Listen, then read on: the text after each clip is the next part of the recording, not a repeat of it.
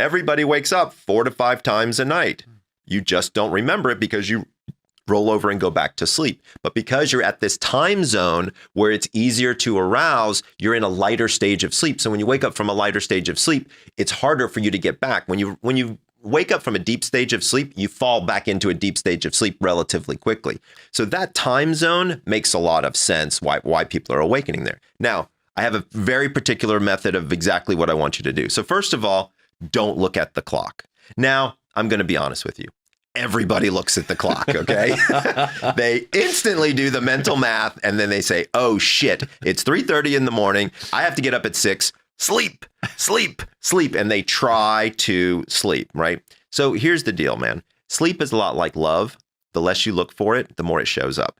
Okay. So it's just like if you're out there trying to find that perfect person in your life, there's no universe where that happens. But when you shut up, sit down and relax, guess what?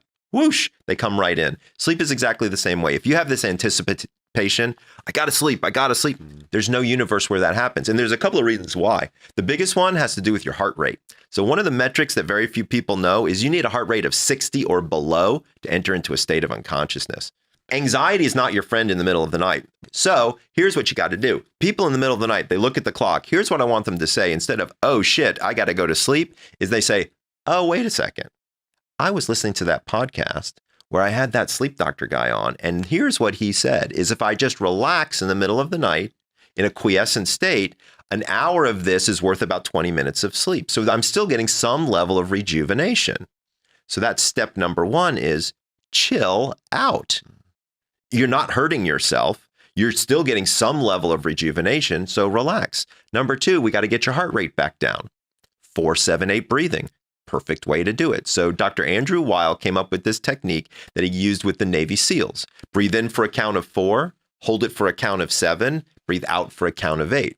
What it does is it dumps out all the excess carbon dioxide that kind of sits in the bottom of your lung and means your heart doesn't have to work as hard. So your heart rate slows down. And that's what we're looking for. One other point, don't go to the bathroom. Well, when you go from a lying position to a seated position to a standing position and you walk across the room, what do you think you do to your heart rate? Raise it, stimulation. Straight up. And if you're dumb enough to turn the light on in the bathroom, check your phone. And right, you're a goner because you just gave yourself a huge dose of blue light. You might as well tell your brain to turn off melatonin faucet.